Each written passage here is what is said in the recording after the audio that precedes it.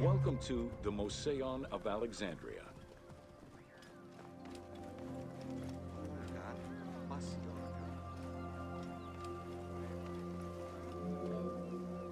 The Mouseion was a sector of the city commissioned by Ptolemy I to rival Athens' Academy as an institute of intellectual pursuit. Dedicated to the 9 inspiring muses, the Mouseion became a great center for philosophical and scientific enlightenment. It welcomed scholars from many kingdoms, inviting them to share knowledge in literature, science, and geography.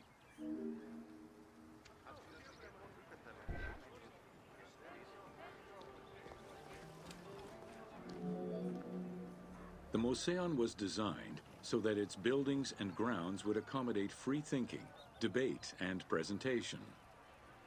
Meeting spaces and theaters surrounded a main courtyard. Expansive gardens were filled with exotic plants that aided in the study and supply of herbs and medicines. A zoo offered the study of animal behavior and physiology. Also among the Mouseion's many star attractions was its astronomical observatory.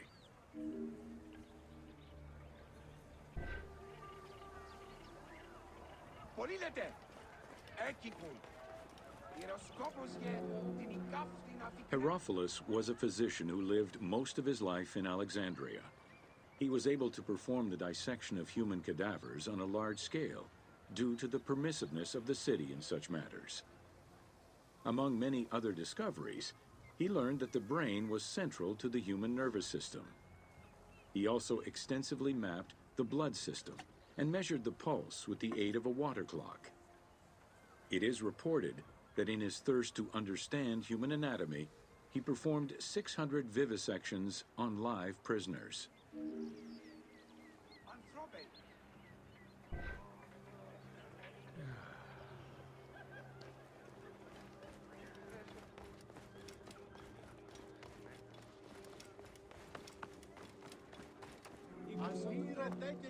In order to be free to pursue their research, scholars were fed and housed at the Mouseion at the government's expense. This freedom provided Alexandria's scholars a meeting space for intellectual pursuits and a haven for spiritual peace. Though nothing remains of the original Mouseion, it lives on as the legacy of our modern museums.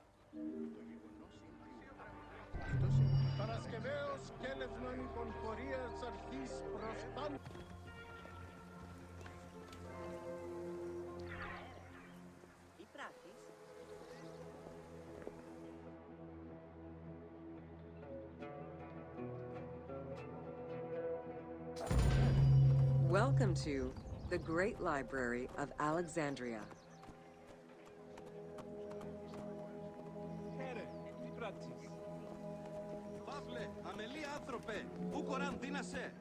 Near the district of royal palaces and within the Mouseion was the most famous library of all antiquity. The Library of Alexandria was built to house all of human knowledge. At its pinnacle, the library was believed to contain over 700,000 parchments.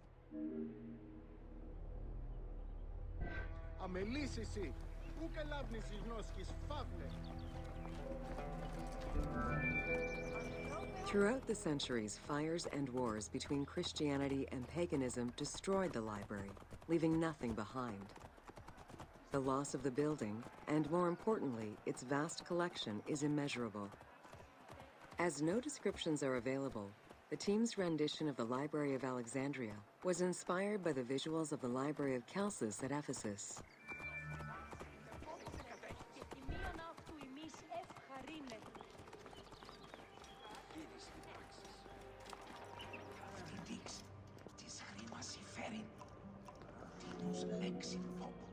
While much of the collection was purchased at the government's expense, the library also obtained books through other means.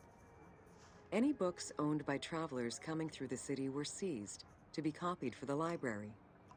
The copy would then be returned to the owner, and the original entered into the library's collection.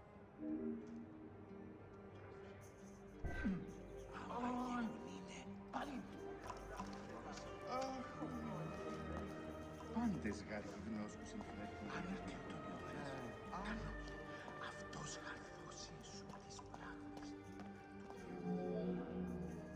Alexandria offered unrivaled intellectual and cultural attractions. Eminent scholars from Athens, Rhodes, and other Greek centers traveled to the city to learn and engage with other free thinkers. Both the Mouseion and the library were at the center of groundbreaking ideas and creative expression. Δάκρυεται και πληγέται το μέγα σφάλμα, η συνθυμώστε και χολίμη πληνήν. The great minds of antiquity were usually well versed in many disciplines, which were often associated to specific schools of thought. The Peripatetics, the Stoics, and the Cynics were among the most well-known schools of the time. It is clear that Alexandria lived up to its fundamental role as a city for intellectuals, nurturing many great minds whose impact reverberates through our modern world.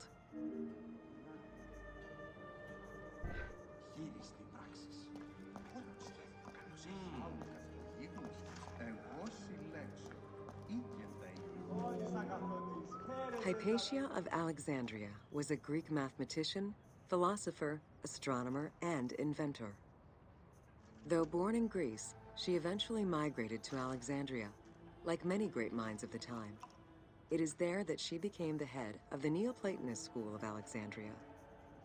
From most accounts, she was highly respected by her fellow Alexandrians, both as a teacher and a philosopher. With her death, the age of great ancient scientific discoveries came to an end.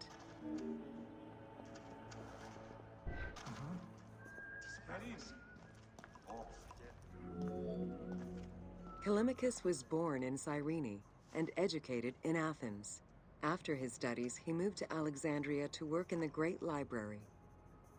A poet and a critic, he strongly rejected the epic format of Homeric poems and instead fervently supported a shorter, more judiciously formulated style of poetry. His epigrams and elegiac poems were emulated by later poets. His work was extremely popular, second only to Homer's own works.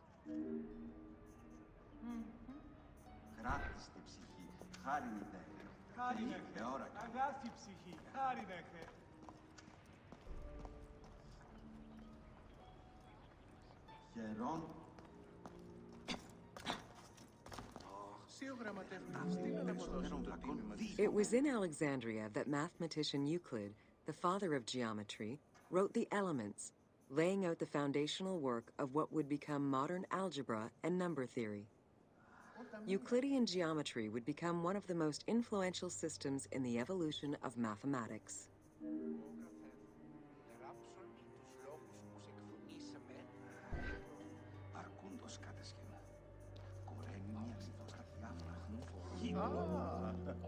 How do you calculate the circumference of the Earth? With a camel, 2 sticks, and shadows cast by the sun. This is what Eratosthenes of Cyrene described in his principal work, Geography, while he was director of the Great Library of Alexandria. He is credited for the invention of the armillary sphere around 250 BCE.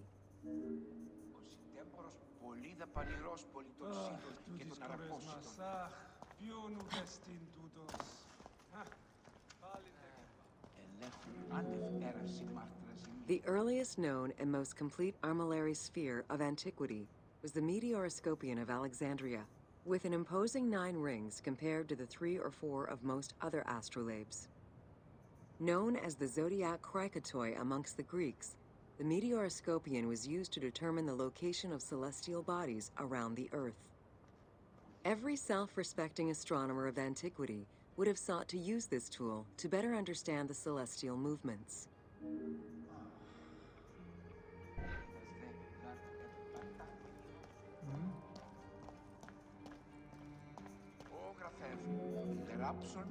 Pythagoras of Samos was a well-known and respected philosopher and mathematician. He is best known for the Pythagorean theorem. However, there is proof that the theorem existed in Babylonia and India long before Pythagoras was born, casting some doubts as to who exactly originated the theorem.